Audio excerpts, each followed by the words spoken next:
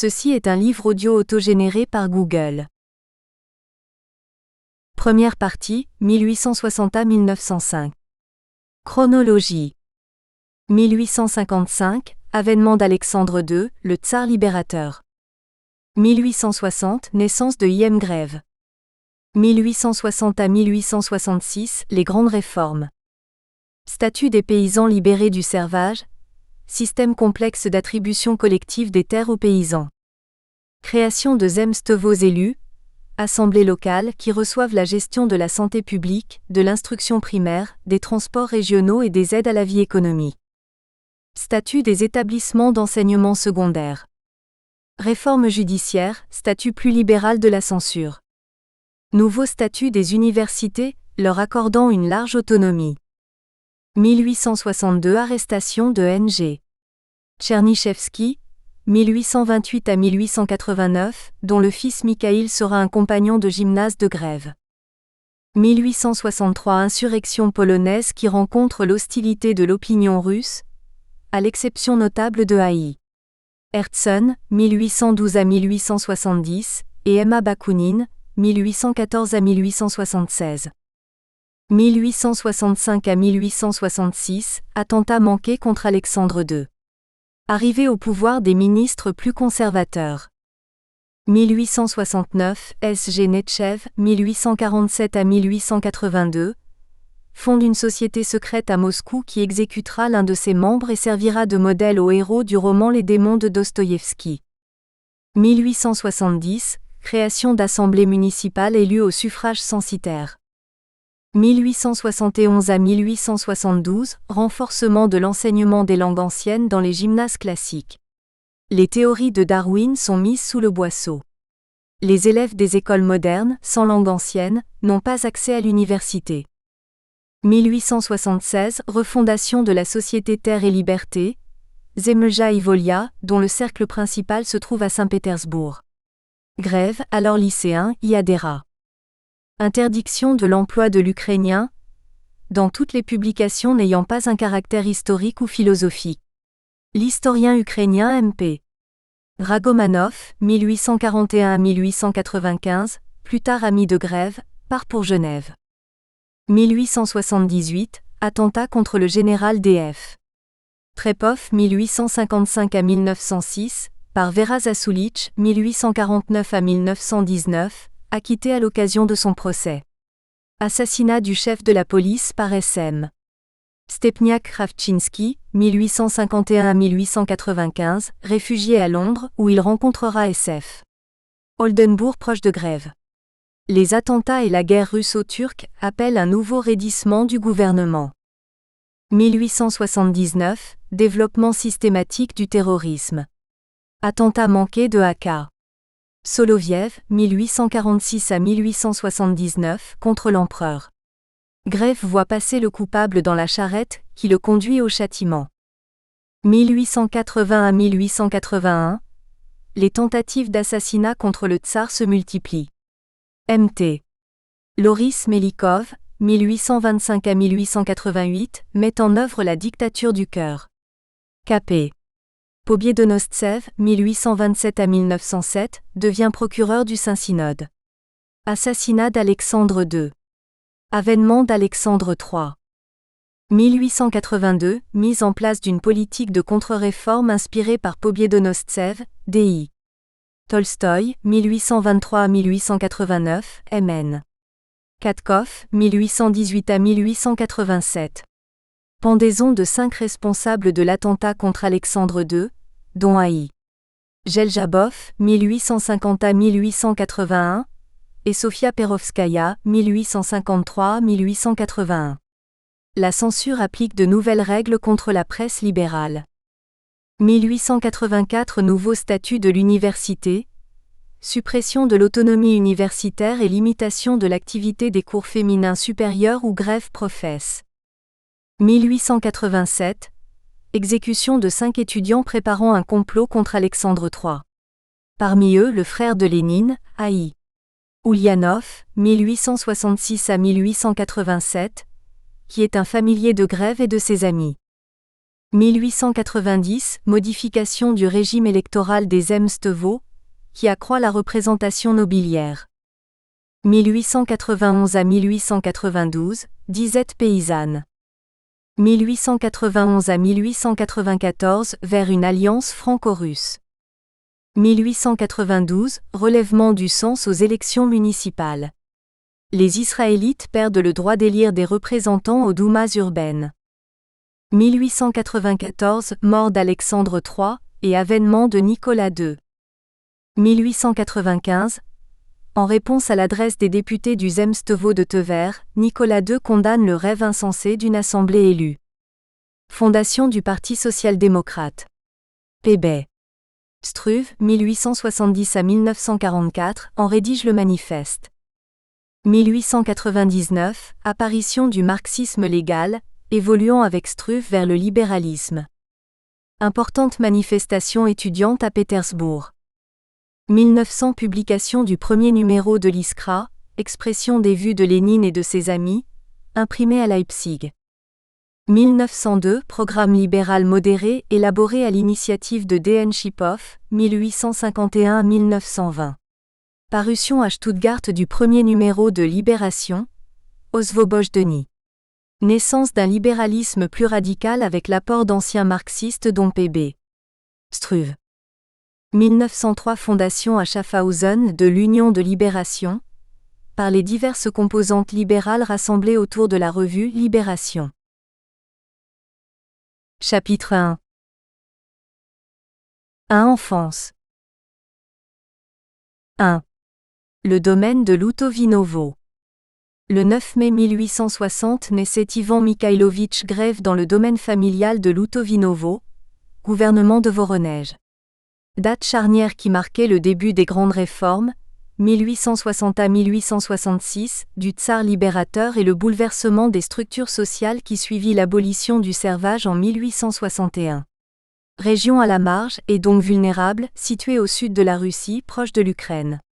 Une terre du sud, du tchernosium, du chaume et des herbes sèches, les stippas ouvertes à tout vent, à toutes les invasions asiatiques ou autres, comme aux effluves d'Occident. Ici, pas de forêt verte et protectrice pour défendre l'identité russe ou grand russe. Les populations y sont mêlées, les traditions moins enracinées et obnubilées par les incendies d'été qui balaient toits de chaume et maisons de bois, ces coutumes populaires. Point d'ancrage menacé, les gentilhommières provinciales, de belles demeures à colonnades entourées d'un parc à l'anglaise, abritées avant la ruine, une noblesse évanescente. À l'abri des turbulences, éloignées des capitales, elles étaient pour un court instant encore le refuge de tout un art de vivre. Hospitalité, commerce épistolaire, lecture d'ouvrages classiques ou circulant sous le manteau, exercice des langues étrangères et initiation à l'art, précepteurs français ou russes à domicile, renvoyaient aux romans russes du XIXe siècle et en particulier à ceux de Hélène. Tolstoï, 1828 à 1910, et I.C. Tourguenieff, 1818 à 1892, comme au théâtre de A.P. Tchekhov, 1860 à 1904. Couleur locale oblige, le voisinage intellectuel de la Pologne toujours en ébullition se manifestait par Ukraine interposée, dans l'esprit de ces maisons, alimentait la contestation politique. Pur produit des gentilhommières en perdition, Grev vécut ses premières années dans ce monde raffiné et rebelle, déstabilisé par la perte de ses prérogatives et d'une partie de ses terres après l'affranchissement des serfs. La pénurie foncière, aggravée par la médiocrité de la gestion seigneuriale, le démembrement des terres nobiliaires et la fragmentation sociale qui s'ensuivit, conduisaient cet univers à sa perte. Ainsi se préparaient de dures déconvenues. Faute de revenus, les gentilshommes de cette génération se muèrent en citadins désargentés, nostalgiques d'un terroir idéalisé. Nous crépusculons, disaient les héros tchécoviens tentant d'oublier la déchéance de leur domaine. Le souvenir d'une maison accueillante, des baignades joyeuses dans le lac, des longues soirées d'été où le cercle familial agrandi refaisait le monde à sa façon, tout en tournant les confitures sous l'œil de la maîtresse de maison, hantait leur esprit et dévoyait leur inquiétude. Leur approbation même des grandes réformes qui les avaient ruinés et leur acharnement à détruire un régime qui les protégeait encore, contribuaient à les arracher à leurs racines, à les faire rêver d'un monde idéal et à radicaliser leurs critiques, pertinentes parfois, inconséquentes toujours. 2. La généalogie. Le décor planté, que nous dit la généalogie d'Ivan Grève, pratiquement absente de ses souvenirs pléthoriques comme de ses volumineuses archives. L'historien, noblesse oblige, ne s'enorgueillissait nullement de ses origines. À vrai dire, il n'y avait guère de quoi, et cet incorrigible timide en était même embarrassé. Seules des conversations, qu'il tint à la fin de sa vie avec l'une de ses étudiantes T. Skrojinskaya, fille d'un de ses amis, nous renseigne.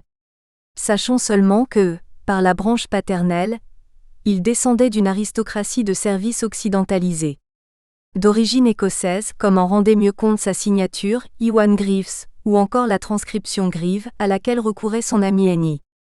Kareyev, 1850 à 1931. Ce nom était accepté sans réticence par sa classe, comme l'étaient nombre de patronymes halogènes portés par l'aristocratie ou la bourgeoisie pétersbourgeoise importée par Pierre. Il n'empêche, ce nom souligne un enracinement fragile, une aliénation du monde russe, les aristocrates à l'université, mine de rien, faisaient bande à part, et une référence au monde occidental proche, même si ces Écossais russifiés s'étaient intégrés au point de prendre les armes au service de l'empereur. Pour preuve, le grand-père d'I.M. Grève, le général Mikhail Alexandrovitch, participa à la campagne emblématique de 1812. Aussi son petit-fils fut-il longtemps affublé du surnom abusif de fils de général, en dépit de son pacifisme inexpiable construit en réaction à l'atmosphère militaire familiale. Autre évidence de fidélité à l'Empire, son père, Mikhail Mikhailovitch, combattit pendant la campagne de Crimée et fut blessé à Sébastopol, lieu hautement symbolique d'une défaite russe qui, aux yeux des jeunes générations, ternissait le prestige de l'uniforme. Néanmoins, Mikhail Mikhailovitch reçut ses terres en récompense de faits militaires et la famille fut inscrite dans le registre de la noblesse en 1864. C'était donc une aristocratie récente qui n'appartenait pas aux plus anciennes lignées ancrées dans le terroir et l'histoire russe, à la différence des familles prestigieuses telles les Obolensky, les Dolgorukov ou les Tchakovskoï. Empêché de continuer sa carrière dans les armes pour sa blessure au champ d'honneur, Mikhail Mikhailovitch se retira sur ses terres. Il y demeura jusqu'à la fin de ses jours pour jouir d'une vie familiale idyllique au cœur de sa province, indifférent au délitement de Loutovinovo, le domaine de sa femme, et à l'effritement des relations sociales. La ruine matérielle de la noblesse terrienne désormais exsangue avançait à grands pas, suscitant peu de réactions efficaces.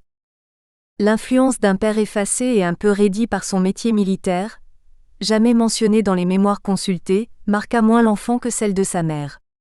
Celle-ci sensible et cultivée, aristocrate de souche plus ancienne, chargea un caractère déjà inquiet d'une bonne dose d'émotivité féminine, voire d'angélisme calamiteux. Pensons ici à la prédominance de la mère, et à la mise en retrait du père, structure familière dans une Russie marquée par un matriarcat latent. Originaire du gouvernement de Kharkiv aujourd'hui, Anna Ivanovna Nebikoryukova était issue d'une lignée très en vue qui s'était distinguée dans la haute bureaucratie, caste à part proche de la cour, enviée dans la hiérarchie nobiliaire. Elle comptait parmi ses ancêtres un décabriste, subversion très prisée dans la bonne société, et des alliances à des lignages plus anciens que ceux de son mari. Fort savante, elle se dédiait entièrement à l'éducation de ses enfants, Ivan, Dimitri et Elisabeth. Et l'aîné, coincé entre deux ascendances inégales, se sentit toujours installé dans le malaise de l'entre-deux, mais plus proche de sa mère, de plus haute extraction. Il lui voua un véritable culte, et garda son portrait en bonne place sur son bureau jusqu'à la fin de sa vie. Il lui dédia même sa thèse en mémoire de son affection et de sa bénéfique influence intellectuelle. À Loutovinovo donc, l'enfant vécut ses 12 premières années parmi un entourage trop paisible, coupé du monde et de ses orages, mais sensible aux poncifs du temps. L'esprit y était éclairé, occidental et civilisé et non pas à l'ancienne mode, russe et barbare. Les réminiscences des mœurs serviles y étaient oubliées depuis des lustres. On enseignait aux enfants à saluer les paysans en premier, ce qui n'était pas toujours du goût de ces derniers qui avaient un certain sens du ridicule, et l'éducation libérale y tenait une place de choix. Ici, pas de Barigna cruelle comme la mère de Tourguenieff qui faisait fouetter ses servantes, ni de personnages insupportables, dominateurs, bourrus et grincheux à l'image de certains héros tolstoïens. Pas non plus d'admiration ambiguë, comme chez le conservateur Cahen. Léontiev, 1831 à 1891, pour les petits paysans aux joues rouges et les fillettes en robe de laine. À Lutovinovo, on avait plus de tenue et moins de sens esthétique. Plutôt des conversations sérieuses sur l'abolition du servage, les dernières nouvelles sur la politique agraire et les échos assourdis d'une rébellion sous-jacente.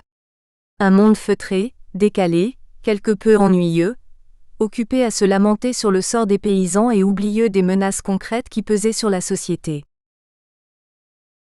2. La formation première. 1. Les lectures. Dans ce cadre propice aux épanchements, les récits de voyages imaginaires, première lecture du Garçonnet, appelaient à l'évasion. A contrario, ces autres livres évoquaient un retour sur soi, un pèlerinage sentimental, déjà dans un passé personnel ou familial tel la chronique familiale ou les années d'enfance du petit-fils de Bagrov du slavophile St. Aksakov, 1791 à 1859. Elles éveillèrent en lui une sentimentalité excessive, le culte du souvenir profond, critique, exact, prudent. Les archives contiennent plusieurs versions manuscrites de mémoires parcellaires, et un respect intangible de la personne puisque chaque personnalité apporte au monde son grain psychophysique unique qui ne s'explique pas par l'hérédité. Bref, à l'âge adulte, Grève garda l'aura d'une enfance heureuse qui imprégna de douceur son âme juvénile. Loin du tohu-bohu de la réalité russe encorsetée bientôt sous Alexandre III par une monarchie à la prussienne. Pour l'heure, sa nature réservée, introvertie, sentimentale, indécise et imprécise, le portait vers les études, une communion étroite avec la nature, la beauté solennelle de la religion. 2. Les études. Les études à la maison étaient surveillées de près par une mère tendre et très cultivée. Traditions aristocratiques obligent, des gouvernantes allemandes et surtout françaises y enseignaient leur langue maternelle. Les sympathies de Grève pour la France représentées par de charmantes personnes, alimentées en outre chez ce sentimental invétéré par les malheurs français de 1870, remontaient à ces années-là. Les étudiants russes, triés sur le volet, se chargeaient des autres matières. Relevons un philologue, disciple du fameux et révolutionnaire linguiste A.F. Potebnia, 1838 à 1883, précurseur des formalistes, qui initia son élève aux structures et aux formes de la langue russe et éveilla ses goûts littéraires. Ainsi la famille et des maîtres choisis inculquaient aux enfants, dès le plus jeune âge, l'amour de la connaissance, du travail bien fait et de l'effort. L'oisiveté et la paresse suscitaient toujours la désapprobation de la part des aînés. Ainsi, par son goût du travail intellectuel, le jeune aristocrate bientôt ruiné pouvait espérer entrer dans l'intelligentsia professionnelle qui comptait, à côté des couches démocratiques montantes, nombre de nobles en quête d'un gagne-pain devenu essentiel après la spoliation des terres nobiliaires. À une restriction près, cette formation dispensée dans un environnement bucolique, enchanteur auprès de maîtres aimables, ne marquerait-elle pas des habitudes intellectuelles trop lâches ?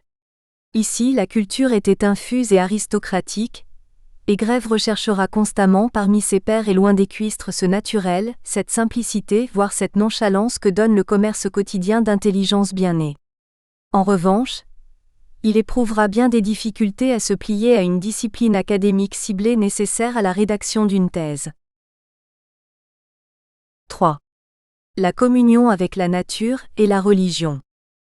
L'exercice de l'intelligence à Lutovinovo n'étouffait pas la communion avec la nature qui alimentait un amour poétique, sinon éclairé pour le peuple. Entendons-nous d'ailleurs sur le mot peuple. Pour certains, il concerne le prostonarod, la plèbe, c'est-à-dire les classes défavorisées difficiles à évaluer scientifiquement pour être mouvantes alors qu'elles empiètent sur d'autres catégories, le clergé, les petits artisans, les marchands, les soldats, etc. Pour d'autres, il s'applique au peuple idolâtré, fruit de l'invention des écrivains et de l'intelligentsia et se limite aux paysans. C'est dans cette deuxième acception que nous le comprendrons, lorsque Grève décrit le passage des saisons dans le parc à l'anglaise où les images rurales se fondaient avec la pratique quotidienne des mœurs populaires. Ces dernières étaient non seulement respectées, les domestiques travaillaient sans servilité et transmettaient aux enfants contes et poésies populaires, mais appréciées en tant que forme de culture spécifique portée au pinacle.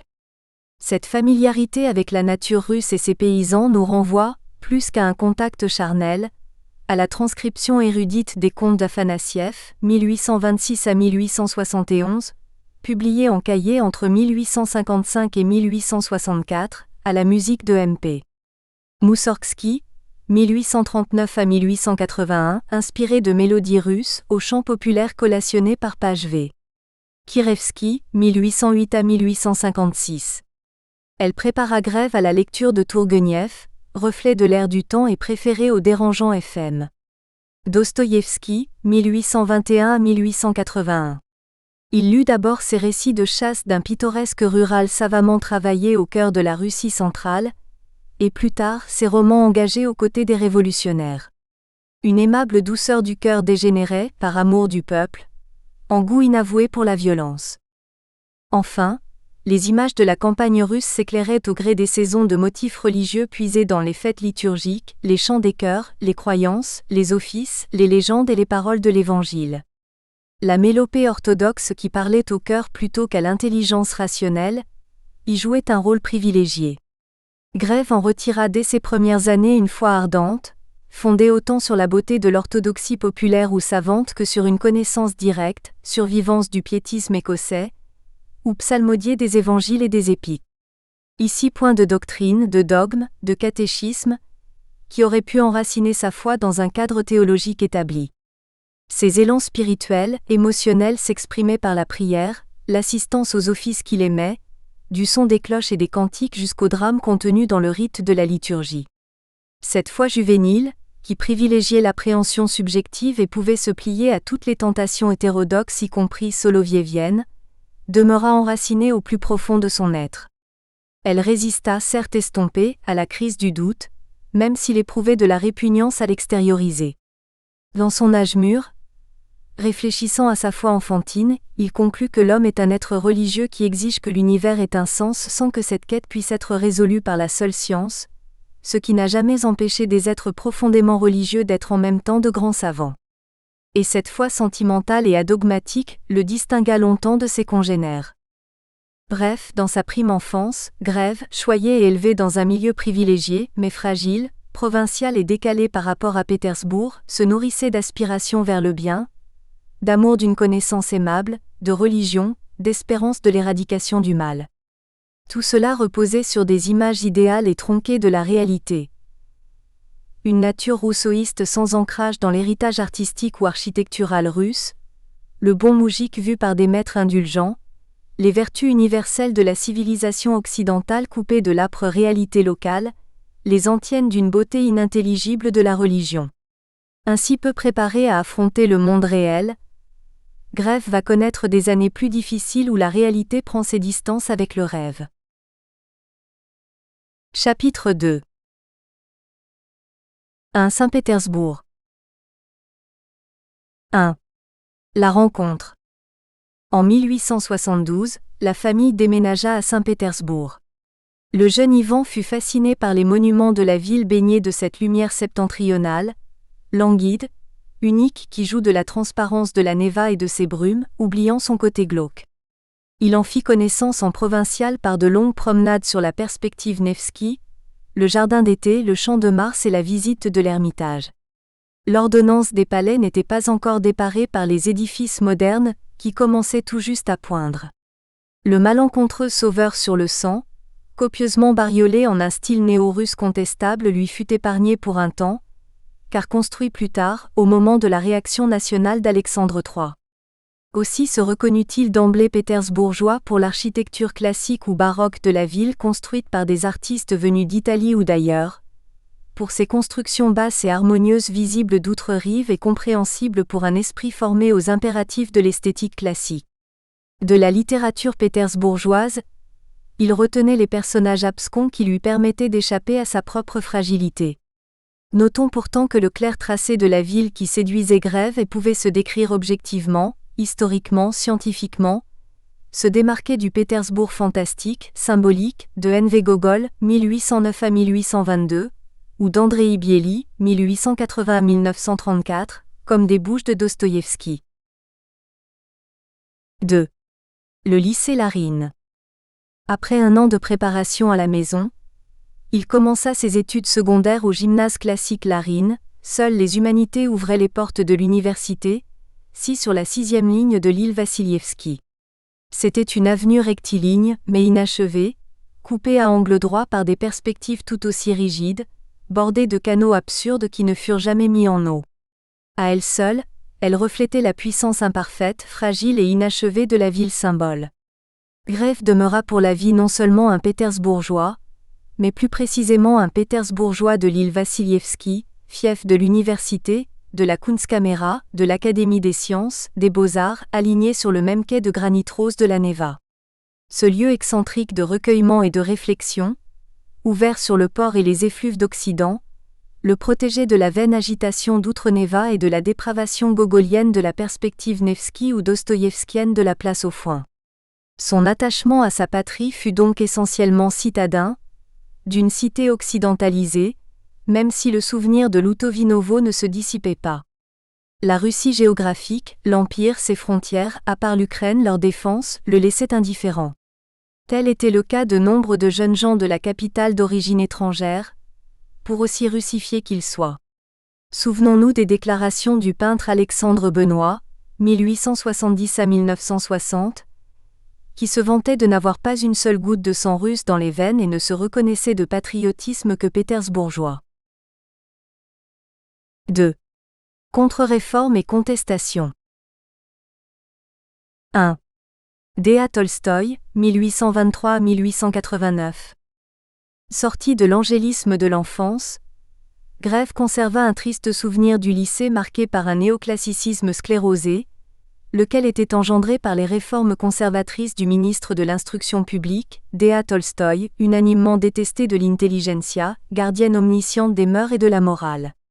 En effet, après les grandes réformes dans les années 1860 à 1866, servage, justice, assemblée locale, service militaire, université, les troubles estudiantins avaient incité le gouvernement à revenir sur son libéralisme à l'école.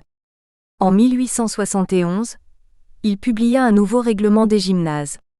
Pour assurer à l'université un contingent d'étudiants plus dociles, certaines disciplines comme les sciences naturelles, dominées par les théories transformistes de Darwin, furent placées sous le boisseau, les langues mortes remises à l'honneur. Tous les lycées n'eurent pas la chance de Tsarskoe Selo qui bénéficia de l'Acméiste Innocenti Anenski, 1856 à 1909, professeur de grec et maître à penser de toute une génération de poètes. Les autres durent se contenter d'enseignants de latin et de grec qu'il fallut chercher parmi les étrangers récemment arrivés, de préférence des Tchèques germaniques et rigoureux qui s'exprimaient dans un russe approximatif. Ces sévères mentors insistaient sur l'enseignement de la grammaire et de la gymnastique de l'esprit, générée par l'exercice des déclinaisons. Ils se gardaient bien d'évoquer l'histoire de la civilisation, et les textes littéraires ou philosophiques qui faisaient la part belle à la démocratie athénienne ou à la République romaine. Ces changements, imposés d'en haut par le truchement de chrestomaties expurgés et de maîtres fâcheux, étaient mal acceptés par la société et même par certains conservateurs. Médiocrement mis en pratique, faute de bons professeurs russes formés aux humanités, il fournissait un alibi à la révolte des élèves qui ignoraient la nécessité de la formation rigoureuse que donne l'étude des langues anciennes et comprenaient encore moins son rôle de savonnette à vilain, faute pour un temps de vilains dans leur rang. Leur stupéfaction fut grande quand ils durent enseigner une masse bolchevique vierge de connaissances classiques et reconnaître la valeur de la grammaire. Au dire de Grève, les nouvelles instructions imposaient aux maîtres un enseignement figé qui faisait fi de la pédagogie à la mode adulée des bons esprits, centré plus sur l'épanouissement de l'enfant que sur l'acquisition des connaissances. Au lycée, l'obéissance aux supérieurs et la discipline étaient les vertus cardinales. L'initiative personnelle et l'esprit critique étaient bannis. Sans doute, la férule des professeurs allemands ou tchèques, recrutés en hâte, n'était guère du goût de jeunes aristocrates qui venaient de quitter leur nichée campagnarde. Et la sévérité du jugement de Grève à cet égard rend compte de son inquiétude naturelle, de sa propre difficulté à passer d'une éducation à la maison tout en douceur, sous la tendre direction d'une mère inspirée d'idées rousseauistes qui frôlaient la mièvrerie, à celle du lycée forcément plus rêche, impersonnelle et virile. 2. La bibliothèque de la maison. Le jeune Grève cherchait donc un dérivatif à cet enseignement sec et rigoriste. Il le trouvait déjà dans la riche bibliothèque de la famille. Celle-ci contenait, outre les grands classiques, des revues épaisses, plus ou moins contestataires selon l'humeur du temps, le contemporain, les annales de la patrie, qui permettaient de se tenir au courant des nouveautés et des réactions de la société civile devant réforme et contre-réforme. Y figuraient aussi des ouvrages interdits, sans lesquels il n'était pas de bonne maison, tels que les œuvres de Haï.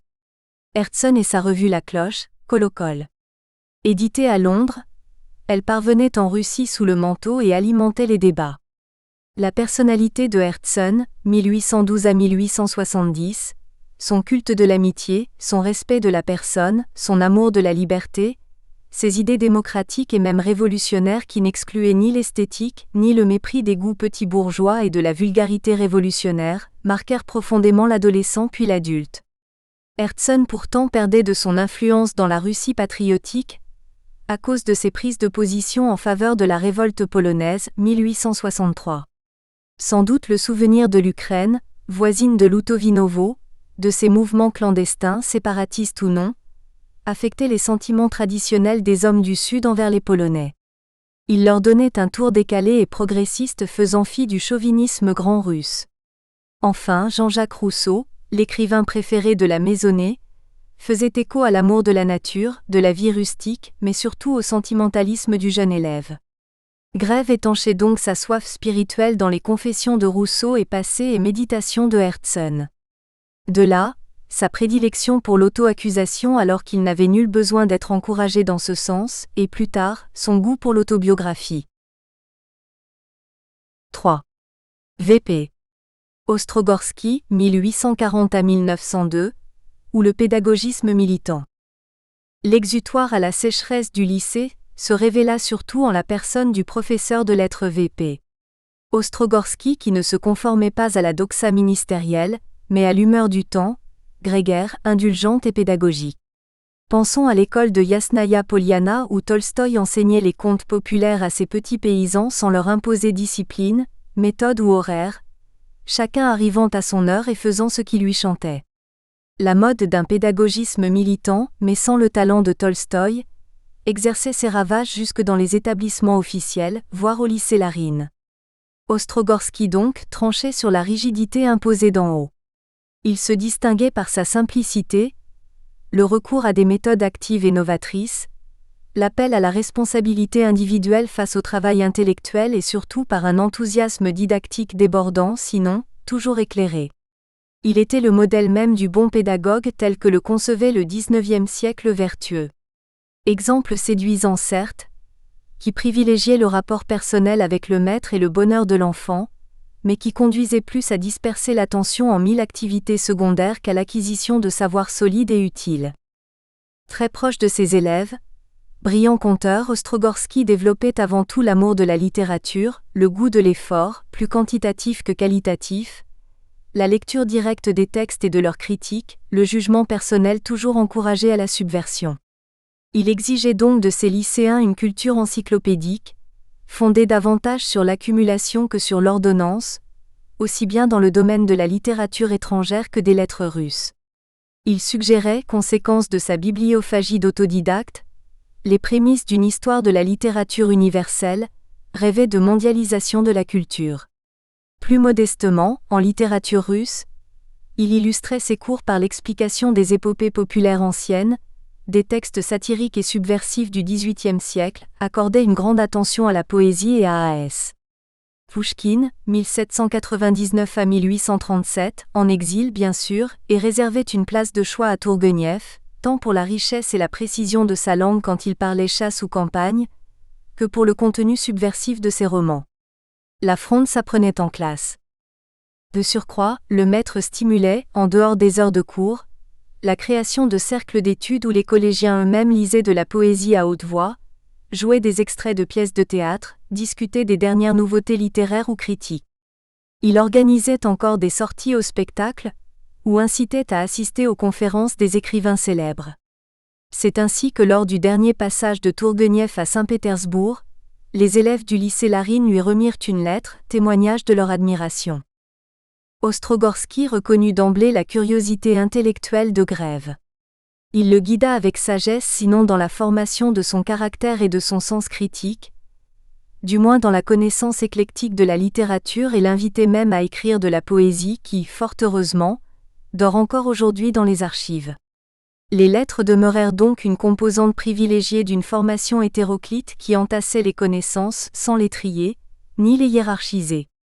Plus tard, des amis, tels Vyacheslav Ivanov, reprochèrent à Grève son conformisme aux canons sociaux acquis auprès de ses premiers maîtres, son refus des jeunes courants littéraires en peine de reconnaissance comme le symbolisme, enfin son admiration béate pour Tourguenieff, puis pire encore pour Romain Rolland. Aussi dans son article nécrologique sur Ostrogorsky, Grève relève les mérites de l'enseignement du maître, tout en appréciant ses limites. Ce n'était ni un érudit, ni un esprit profond et manquant de rigueur intellectuelle. Il surchargeait la mémoire de ses élèves de connaissances hétérogènes et dispersait leur attention en 1000 activités parascolaires. De surcroît, ignorant la littérature savante du Moyen-Âge russe qu'il n'aimait pas, et n'étant ni historien, ni philologue de formation, il ne pouvait se servir des textes littéraires antérieurs à Pierre Ier pour illustrer la richesse de la culture russe ancienne. Enfin, ne se consacrant qu'aux auteurs contestataires ou révolutionnaires du XVIIIe siècle, tels Henni Novikov, 1744 à 1830, ou A.N. Radishev, 1749 à 1802, héritier des Lumières, de Rousseau et de Sterne, il n'était guère en mesure d'enseigner correctement la littérature post-pétrovienne et d'en montrer toute la diversité. Malgré ces carences reconnues, les lignes directrices de l'enseignement et de l'éducation morale d'Ostrogorsky déteignirent sur Grève la primauté de la pédagogie et de la vulgarisation sur l'activité purement scientifique, l'idéalisme des années 1840 revu à la lumière de la marche au peuple des années 1860 et 1870, et donc une certaine sympathie envers les cercles révolutionnaires, le culte de Herzen, de Tourguenieff, des écrivains à la fibre sociale des années 1860. À l'écoute d'Ostrogorsky, la préoccupation sociale prenait le pas sur l'esthétique pure, la littérature étrangère ou populaire s'inscrivait en désordre à côté des lettres russes, enfin un occidentalisme certain se tempérait d'un amour authentique mais déconnecté de la patrie, d'une patrie profondément pétersbourgeoise. Ostrogorsky, écrit Grève, était par sympathie occidentaliste, mais il gardait un amour profond pour sa patrie et savait inspirer à ses élèves le désir passionné de la servir tout en développant en eux la fibre humaniste qui nous venait d'Europe. Et grâce au soutien qu'il reçut du maître qui n'était pas simplement un professeur, mais un guide sur le chemin de la vie, comme il aimait à dire, et en dépit de la gêne qu'il éprouvait à l'écoute d'un corps professoral à son sens conformiste jusqu'à la servilité, Grève fit de brillantes études secondaires. Il fut toujours le fort en thème et reçut en fin de cursus la médaille d'or, récompense suprême qui ouvrait bien des portes. Ajoutons que le pédagogisme sympathique, mais infantilisant du maître, marqua Grève à jamais. 4. N.G. Tchernychevski, 1828 à 1889. Toutefois, fondamentalement mécontent de l'éducation officielle dispensée, jugé trop sèchement académique, comme de l'effacement progressif de certaines grandes réformes du tsar libérateur, le jeune Grève se lia d'amitié avec Mikhaïl, le fils de N.G.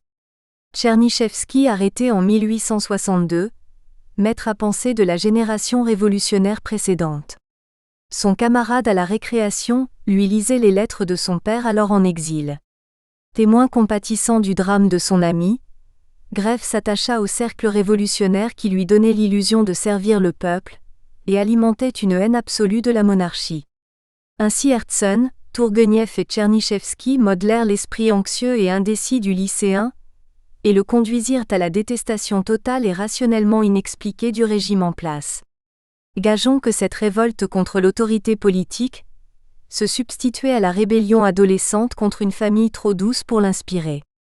En tout cas, Grève entrait à l'université coulé dans le moule de la bien-pensance révolutionnaire. Chapitre 3. 1. Les 2 premières années à l'université, 1879 à 1881. 1. Une quête d'identité. Ses études secondaires terminées avec brio et médaille, Grève s'inscrivit en 1879 à la philfac, terme du jargon pétersbourgeois pour désigner la faculté de philologie, faculté des lettres, de Saint-Pétersbourg. Malgré le respect qu'il éprouvait en pénétrant dans ce sanctuaire de la science, comme on s'exprimait alors, le mal-être ressenti au lycée se prolongea pendant ses 2 premières années universitaires. Faute d'avoir défini sa vocation d'historien et de s'être mis sérieusement au travail, Grève, poussé par ses amitiés de lycée, fréquentait encore les révolutionnaires puisque l'engagement politique était un devoir absolu décrété sans discussion possible par la communauté estudiantine. À ses yeux, après le premier élan libéral des grandes réformes qui n'avaient pas fait taire le terrorisme révolutionnaire, le raidissement gouvernemental pendant la guerre russo-turque de 1878 légitimait la révolution. De surcroît, un incident conforta cette conviction. Alors que la peine suprême n'existait pas pour les criminels de droit commun, le 28 mai 1879, il vit passer la charrette qui conduisait au supplice le terroriste Aka Soloviev, condamné à mort pour avoir fomenté un complot contre le tsar. Le spectacle du malheureux, se rendant au châtiment attaché au poteau d'infamie surmonté de l'inscription « criminel d'État », ébranla ses nerfs fragiles. Il en garda un souvenir obsessionnel qui excluait toute analyse rationnelle d'un complot criminel, et légitimait sa révolte. 2. La crise du mouvement révolutionnaire et le vide idéologique. Cependant, Grève, analysant plus tard ses années estudiantines, constatait que la révolution elle-même était en difficulté et que le désenchantement politique était général à la philfac. L'atmosphère fin de règne du tsar libérateur l'expliquait. Le gouvernement, après le durcissement qui avait suivi les grandes réformes, puis le retour à une ligne plus libérale, appelée la dictature du cœur, initiée par Loris Melikov, 1825 à 1888, ne réussissait pas à contenir le terrorisme et par voie de conséquence, la répression policière renaissait à l'université qui à son tour nourrissait la contestation. L'assassinat sauvage d'Alexandre II, le 1er mars 1881, et l'avènement d'Alexandre III qui en réponse s'était juré d'écraser la révolution, brouillèrent encore le climat politique, créèrent un vide idéologique et déstabilisèrent le milieu universitaire. Le régicide suscita d'abord la panique dans la société, qui prévoyait la rigueur du châtiment que le nouvel empereur avait annoncé haut et fort. La masse estudiantine, pressentant une discipline à la prussienne et bientôt le port infamant de l'uniforme obligatoire, tomba dans l'apathie et le scepticisme. Elle s'éloignait donc de la politique, pratiquant l'aggiornamento social recommandé par Pagel. Lavrov, 1823 à 1900, sans pour autant se consacrer à la science. Le matérialisme et l'instabilité de la société due maintenant à la montée du capitalisme, inacceptable pour Herzen, le maître à penser de Grève, l'incohérence des réformes passées incomplètes, les discours gouvernementaux aussi éculés que les diatribes révolutionnaires, faisaient que, au dire de Grève, le seul stimulus qui fût encore capable de mobiliser les énergies défaillantes n'était plus la révolution, mais le carriérisme à l'écoute des vents dominants ne soufflant plus que d'un seul côté, celui du pouvoir. Ce reproche de carriérisme était d'ailleurs plaisant dans la bouche d'un homme qui, ne sachant gérer ni son domaine, ni sa carrière universitaire, dut souvent demander appui et argent à ses amis. Accusant donc le capitalisme et l'impérialisme russe de tous les maux, Grève ignorait les besoins impératifs de réforme qui étaient en Russie d'ordre économique avant d'être de nécessité politique. L'industrialisation du pays et le développement indispensable des chemins de fer, la propriété privée paysanne pour échapper au régime communautaire du Mir, ne pouvaient plus attendre, sous peine de la famine généralisée qui sévit en 1890-1891. Mais la contestation, encore leurrée par des idéaux dépassés, n'en avait cure. Elle méconnaissait le potentiel de progrès que pouvait apporter une classe industrielle naissante qu'elle ignorait. Semer le vent était plus facile que regarder la réalité prosaïque en face. 2. La désintégration du mouvement révolutionnaire. 1. La volonté du peuple. Le mouvement révolutionnaire, pour lequel Grève éprouvait a priori de la sympathie, s'exprimait maintenant dans le parti de la volonté du peuple, Volia Naroda, et connaissait une crise profonde qui laissait Grève et Bobby. Au-delà des idéaux contredits par le dur contact avec la réalité, la victoire même de cette formation terroriste, la réussite de l'assassinat d'Alexandre II, qui, jusqu'au 1er mars 1881, avait attiré les tempéraments révolutionnaires les mieux trempés, la discrédita. Son action demeurait vaine et qui n'avait pas été suivie du soulèvement apocalyptique général, du grand soir qu'elle se promettait, entraîna sa désintégration. Faute de mieux, le comité exécutif de la volonté du peuple, au congrès de Voronèje, voulut recevoir des gages concrets de son succès et s'adressa à Alexandre III pour lui proposer un contrat constitutionnel. Mal lui en prit. Loin d'accéder à cette requête, et pour frapper l'opinion alors que les exécutions étaient rares jusque-là, le nouvel empereur répondit en condamnant à la pendaison les terroristes, assassins de son père, et même pour la première fois une femme, S.L. Perovskaya, 1853-1881. Il fit de surcroît exécuter A.I. Geliabov, 1850-1881, qui n'avait pu prendre part à l'assassinat. Il avait été arrêté la veille, mais s'était vanté d'avoir participé au complot. Ramenés à leur juste mesure, les révolutionnaires, icônes de la résistance au tsarisme, perdirent leur soutien dans l'opinion publique. Plus encore, ils cessaient de jouir d'une complicité inavouée parmi la nébuleuse d'intellectuels qui leur servait de base de repli. Pire, la pratique d'entrisme de l'Okhrana, police tsariste, dans les cercles révolutionnaires les déshonora. Le double jeu de Degaev, une connaissance de Grève, révolutionnaire supposé qui servait la police, puis la trahison de A.F. Atsev, membre du comité exécutif de la volonté du peuple, qui émargeait en même temps à l'Okhrana,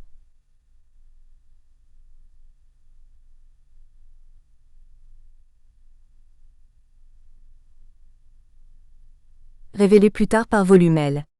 Burtsev achevèrent de les déconsidérer. 2. Désenchantement. Pour Grève, dès les années 1880, la révolution qu'il avait révérée était devenue une sorte de sport, une façon d'exercer une curiosité déplacée et de nourrir sa vanité. Tout se dissolvait dans des intrigues bavardes, des calomnies, des soupçons. Seul l'attrait malsain de la vie clandestine, de ses mystères, de son héroïsme supposé soutenait encore les candidats au grand chambardement. En un mot, à l'université, aucune voie politique nouvelle ne s'ouvrait pour faire pièce aux forces traditionnelles érodées, radicales comme conservatrices. Les étudiants révolutionnaires que Grève fréquentait encore s'ennuyaient à mourir, faute de pouvoir agir, et n'avaient hérité de leurs glorieux prédécesseurs capables de braver la peine capitale, que leur souverain mépris pour l'étude. Aussi les professeurs les appelaient-ils « notre jeunesse non étudiante », et celle-ci répliquait en les traitant de sacrificateurs d'une érudition moribonde. Grève, désabusé, frayait encore avec les révolutionnaires à cause de ses sympathies de lycée et devint membre de la société conspiratrice aussi secrète que bien connue, la volonté du peuple, Volia Naroda, ce qui contredisait son caractère irénique. Il fut même inquiété et arrêté quelques jours pour appartenir à ce groupe. Cependant, il éprouva une profonde désillusion à la lecture de quelques brochures de vulgarisation d'un niveau intellectuel affligeant. La langue et la mise en page typographique approximative ne valaient guère mieux, car les militants qui cherchaient à atteindre l'ouvrier et le paysan nouvellement venus à la lecture, se souciaient comme d'une guigne de l'élégance de la pensée ou de la forme, négligeant même parfois de relire leurs épreuves. Seuls deux aristocrates, néanmoins terroristes, V.A. Karaoulov, 1854 à 1910, et Ju. M. Antonovsky, 1857 à 1913, emprisonnés, envoyés en Sibérie et qui moururent prématurément, même si le premier put participer à la troisième Douma, demeurèrent dignes de respect dans sa mémoire. À défaut de meilleure compagnie, Grève chercha refuge parmi l'élite démocratique rugueuse et mal vêtue, admise récemment à l'université et qu'il imaginait studieuse. Il s'aperçut bien vite qu'elle aussi était marquée par un arrivisme qui lui faisait mépriser les valeurs culturelles. Davantage éprise d'ascension sociale et économique que de politique, au sens noble, ou de culture, elle préfigurait l'étudiant bolchevique que Grève retrouvera après la Révolution. Ses soucis ne pouvaient toucher un aristocrate, même ruiné. Une seule voie viable s'ouvrait devant lui, des études sérieuses. Chapitre 4. 1. L'université pétersbourgeoise. 1. La science, l'administration et l'excellence de la faculté des lettres. L'université pétersbourgeoise souffrait alors, sous la férule d'Alexandre III, de la remise en ordre qui sévissait à l'université après l'assassinat d'Alexandre II.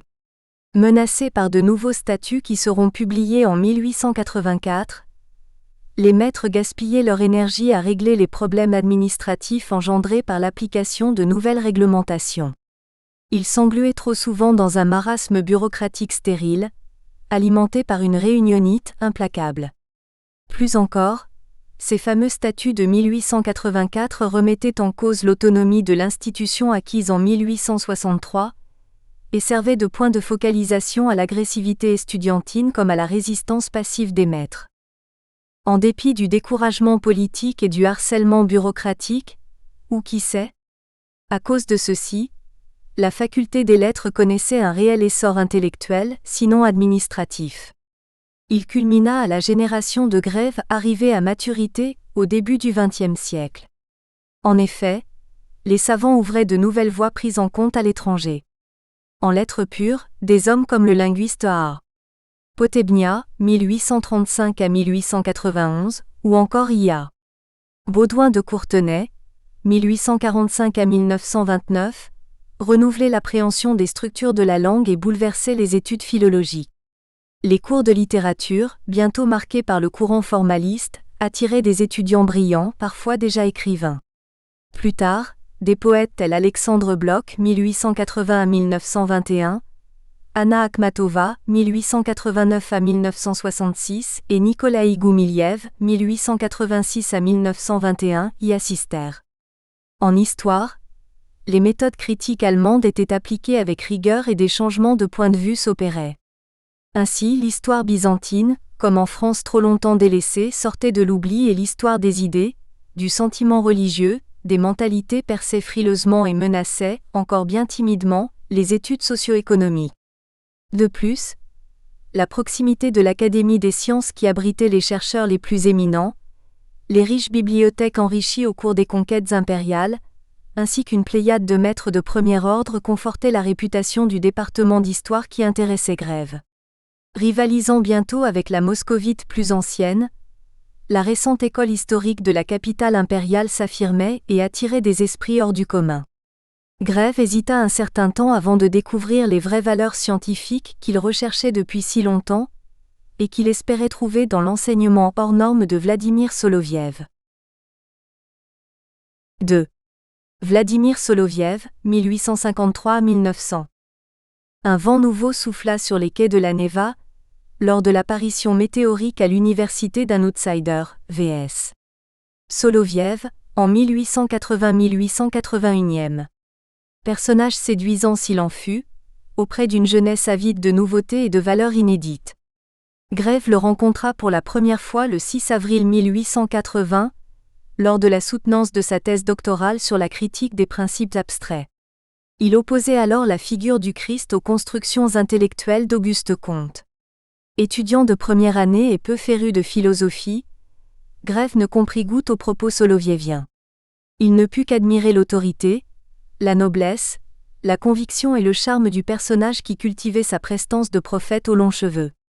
Le hasard d'un voyage en train lui permit une conversation plus nourrie avec le maître qui l'engagea à suivre ses cours à la faculté, ce qu'il fit. Merveilleux acteur, qualité goûtée des étudiants pétersbourgeois, Soloviev se présentait vibrant mais sans ostentation. En toute simplicité étudiée, il était vêtu non pas d'un frac ou d'un uniforme comme le voulait l'usage, mais portait un veston noir des plus ordinaires. Il dédaignait l'éloquence tapageuse et, par son silence au début du cours, laissait planer une certaine gêne parmi ses auditeurs. Il tentait ensuite de susciter des questions et, lorsque celles-ci tardaient, les posait lui-même à un public subjugué. Grève, peu versé en apologétique ou même en théologie, était plus séduit par le charme de l'orateur que convaincu par son argumentation.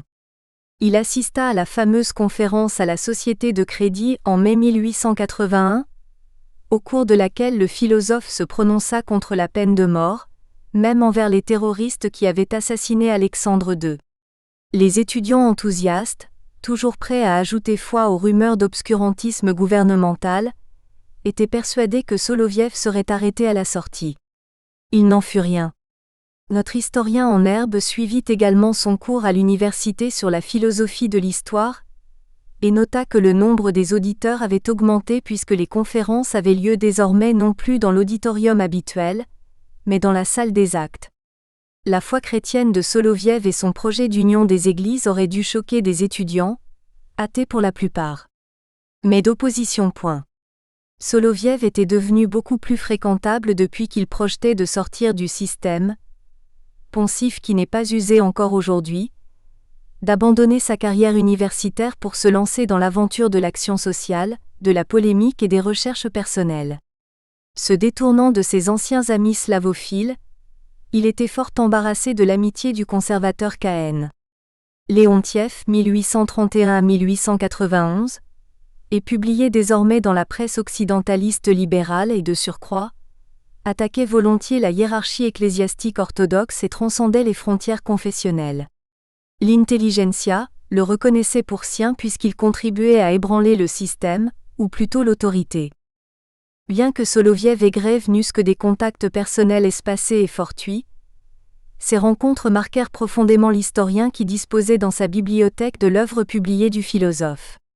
Il s'en explique en 1923 dans le texte manuscrit mentionné plus haut encore non imprimé, en raison de la difficulté à décrypter les pattes de mouche de l'auteur. Philosophe et poète, Soloviev fut un jalon sur sa route pour le rapprocher d'un christianisme libéral, moderniste et œcuménique, sans exclure la théocratie, et de l'effervescence intellectuelle et poétique de l'âge d'argent, dénomination qui renvoyait au nouveau courant littéraire et artistique par référence à l'âge d'or pouchkinien. Il l'éloignait en revanche d'une solution viable à la crise du système et de tout exposé discursif sur la religion. Les origines de Grève, écossaises, pragmatiques et calvinistes lointaines étaient oubliées depuis belle lurette. Cependant, après le stimulus intellectuel de Soloviev, il fallait s'abstraire d'une soif de connaissances tous azimuts, choisir un cursus universitaire cohérent et entrer dans un système rigoureux et exclusif, faire des choix restrictifs parmi le riche kaléidoscope de la philfac.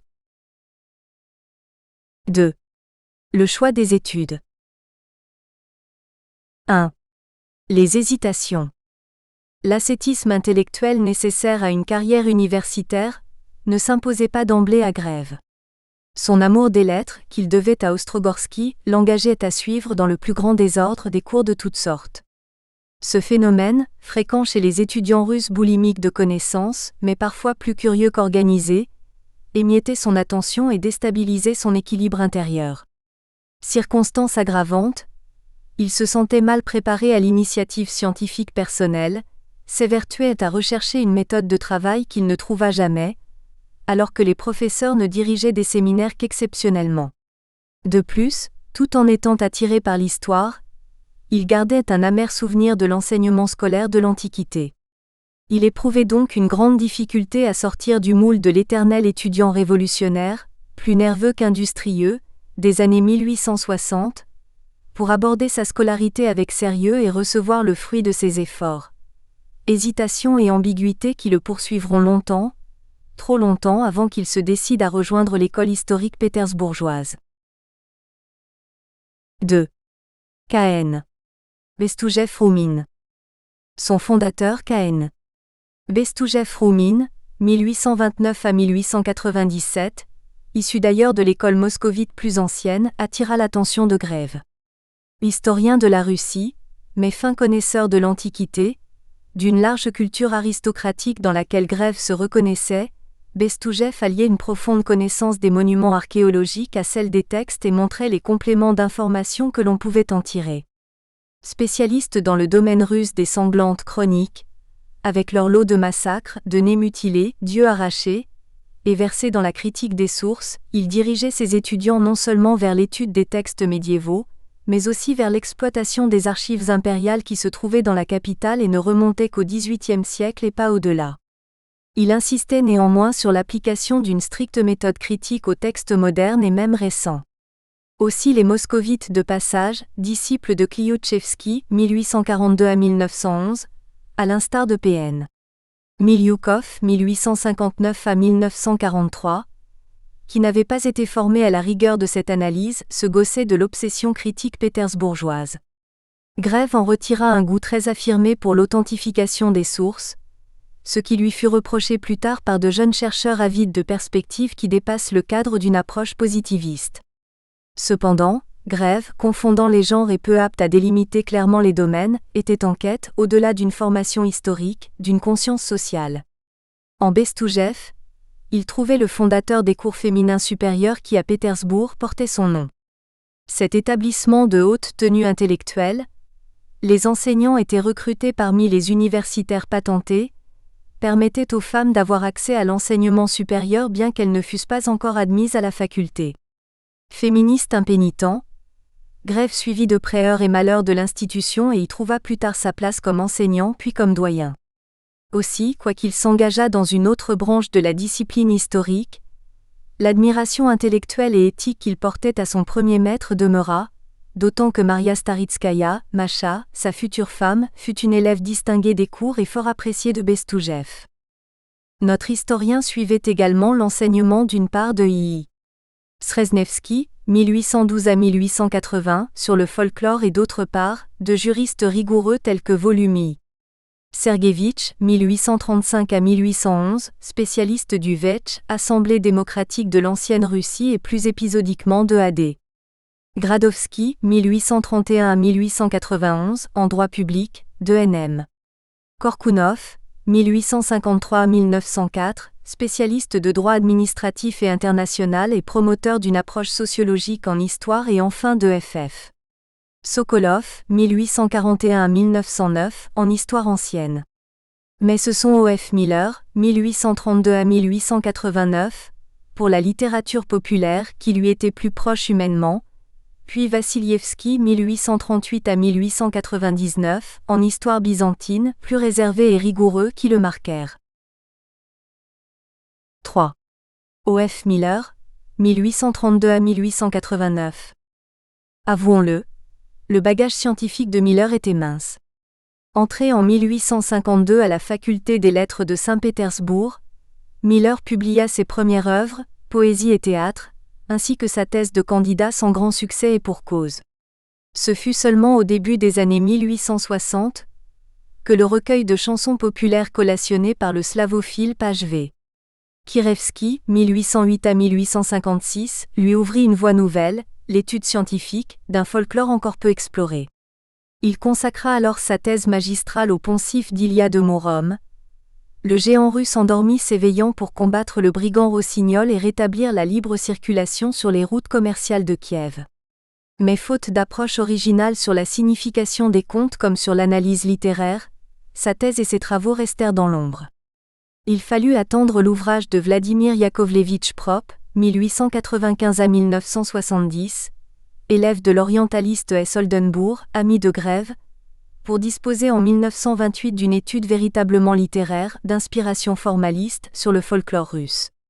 Nonobstant, en 1863, Miller avait obtenu une chaire de littérature populaire, la première du genre, créée à son intention et qui répondait à la volonté noble, mais quelque peu démagogique, de valoriser la culture populaire alors à la mode sans s'embarrasser outre mesure de critères scientifiques. Atteint de Manwilovszczyna chronique, Grève choisit d'assister aux cours de Miller plus par affinité personnelle que par amour de la science. En effet, les deux hommes étaient proches par leur héritage occidental, leur conception de la religion fondée sur une adhésion intime. Miller, luthérien, s'était converti à l'orthodoxie à l'âge de 15 ans, par leur slavophilisme dans sa mouture passéiste. Défendu par les frères Issé, 1823 à 1886, et Cassé. Aksakov, 1817 à 1860, cette dernière conciliait amour du peuple russe et critique de l'autocratie pétersbourgeoise. Elle s'opposait donc au nationalisme dogmatique officiel affiché, inspiré par la seconde génération slavophile, M.N. Katkov, 1818 à 1887, Enja Danilievski, 1822 à 1885, ou même K.N. Leontiev, 1831 à 1891. Aussi dans ses exposés, Miller insistait-il sur des motifs teintés d'hostilité aux positions réactionnaires. Il enseignait, outre le folklore, la littérature des vieux croyants, malgré les lois restrictives de 1883 sur les sectes, et les correspondances évoquant la querelle théologique entre Joseph de Volokolamsk et les moines d'Outre-Volga sur les richesses et la puissance de l'Église face à la menace de sécularisation des biens du clergé. Miller montrait que, emmenés par l'igoumène de Volokolamsk apparenté au prince de Moscou, les joséphites, conscients de la montée en puissance de la principauté moscovite, voulaient une Église prospère, puissante, intolérante et même cruellement coercitive, capable de faire pièce à l'État. Il faisait ainsi allusion au rôle contemporain de l'Église orthodoxe qui, sous la houlette du gouvernement, en la personne de Pobiedonostsev, 1827 à 1907, cherchait à reprendre en main la société et s'attirait la vindicte des intellectuels. En revanche, Miller décrivait positivement les moines d'Outre-Volga plus naïfs qui prônaient l'humilité et la pauvreté évangélique, la tolérance. À travers les siècles, la modestie de ces moines interdisait une analyse plus rationnelle qui aurait expliqué leur allégeance à la vieille foi hérétique et leur mise à l'écart. De plus, sans craindre de déplaire à la masse estudiantine qui était majoritairement religieuse et peu patriotique, Miller défendait les valeurs russes passées. Le Vetch, sorte de parlement ou assemblée des hommes libres dans les villes russes occidentales anciennes de Peskov et Novgorod, le Mir ou communauté paysanne, contesté alors par les autorités gouvernementales pour être un frein au développement agricole, la justice, la liberté et le droit du peuple. Aussi rendait-il un hommage appuyé aux premières réformes d'Alexandre II qui, par l'abolition du servage, l'affirmation du Mir, le développement de l'initiative locale dans les Zemstvo, s'inscrivait dans le droit fil de la tradition nationale, sans s'apercevoir d'ailleurs que la propriété collective, caractéristique du Mir, minait tout esprit d'entreprise et conduisait les paysans à la ruine. Enfin, il voyait en Dostoïevski, trop dérangeant pour Grève et ses commensaux, le porte-parole de la justice russe et le prophète des maux qui menaçaient d'assaillir la Russie. Après la mort de l'écrivain, Miller prononça des discours forts et remarqués pour lui rendre hommage. Pourtant, comme Miller était en même temps ennemi de Mn. Katkov, héros du slavophilisme conservateur gouvernemental, il fut révoqué en 1887 pour des paroles peu amènes à son endroit. Les convictions de Miller l'avaient engagé, plus que dans l'étude sérieuse, dans la fébrilité associative qui sévissait alors.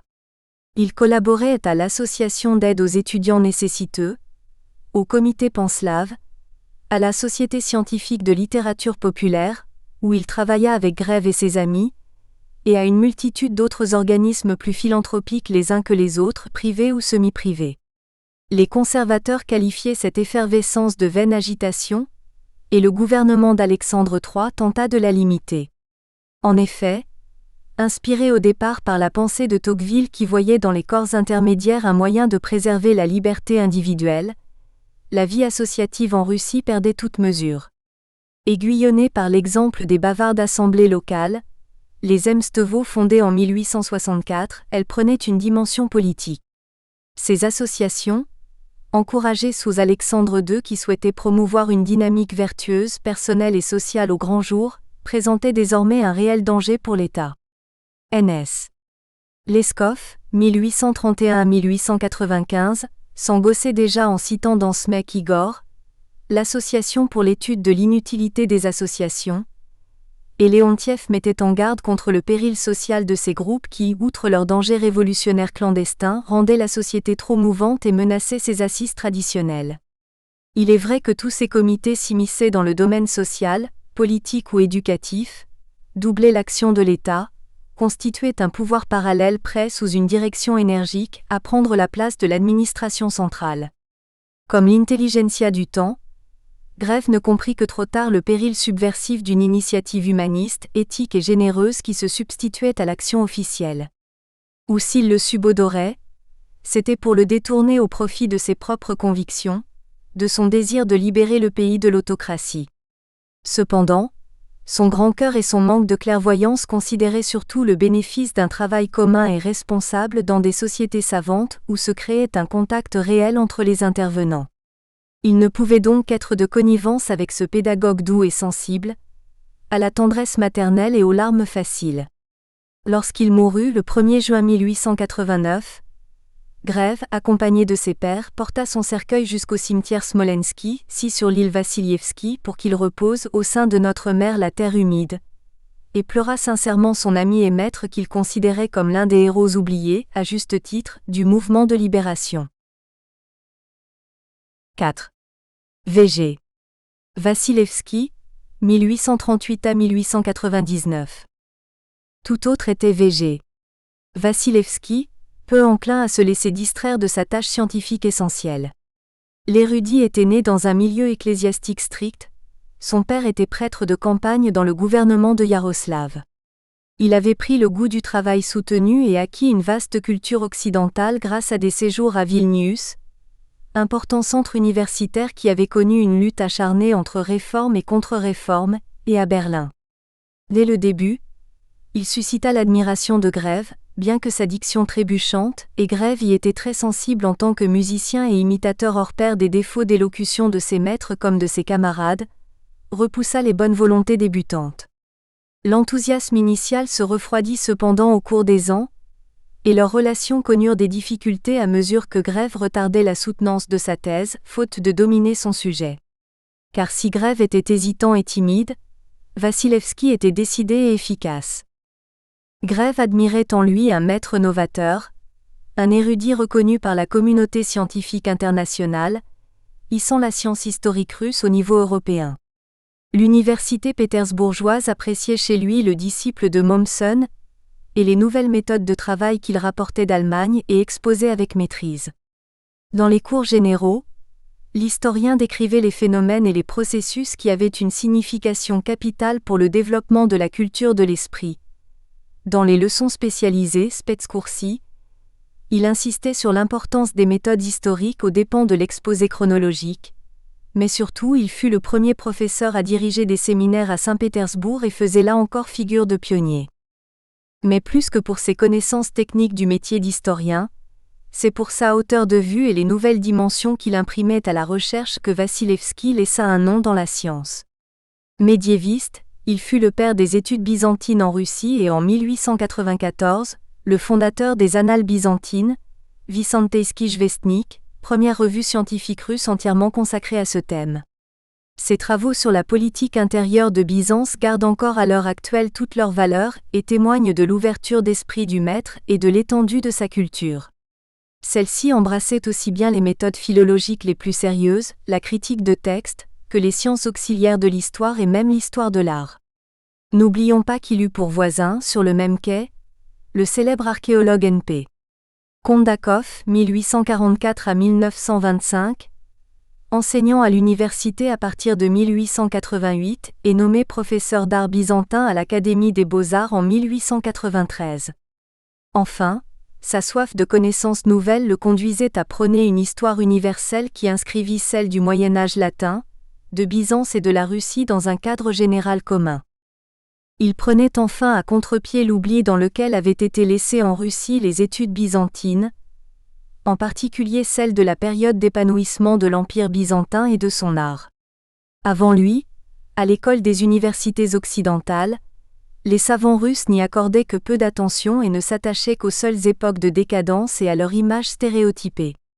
Nourrie de la philosophie des Lumières, la Russie pétrovienne, à la remorque des Allemands, n'avait vu dans Byzance qu'autocratie tyrannique et religion obscurantiste.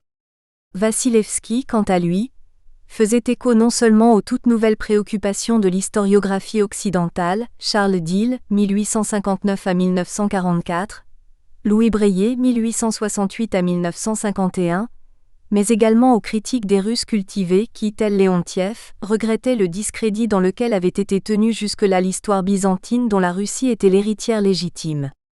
Vassilevski comblait donc là une lacune essentielle au moment même où la chancellerie s'interrogeait sur les fondements de sa politique en Orient. Pour l'étude de Byzance, le maître s'exerçait après examen scrupuleux à articuler des domaines qui demeuraient encore autonomes. Certes, depuis le XVIIIe siècle et les débuts d'une histoire scientifique en Russie, les études sur le monde slave et byzantin étaient liées. Mais Vassilevski insistait systématiquement sur l'interdépendance de l'histoire russe et byzantine, et affirmait que la connaissance du passé russe ne pouvait avancer sans progrès préalable de l'histoire byzantine. En outre, il soulignait l'originalité de la communauté scientifique rossica qui, afin de mieux comprendre Byzance, pouvait exploiter des sources slaves, les chroniques par exemple, auxquelles les Occidentaux n'avaient pas ou difficilement accès faute de connaître le russe et le vieux russe.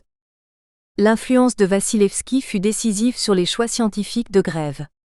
Chargé dès sa deuxième année à la faculté de prendre en note les cours du professeur afin de les reproduire sous forme lithographiée pour ses condisciples, il s'acquitta de sa tâche avec une rigueur toute scientifique, malgré ses brouillons palimpsestes, et prit goût à l'histoire ancienne puis médiévale. Jusque-là, comme il en fit part à son étudiante E.C. Skrzynskaïa, ses intérêts dominants le poussaient plutôt vers l'histoire moderne, à cause de ses sympathies révolutionnaires, car l'histoire de la Révolution française attirait tout spécialement les jeunes rebelles et nourrissait leurs envolées lyriques sinon leur esprit.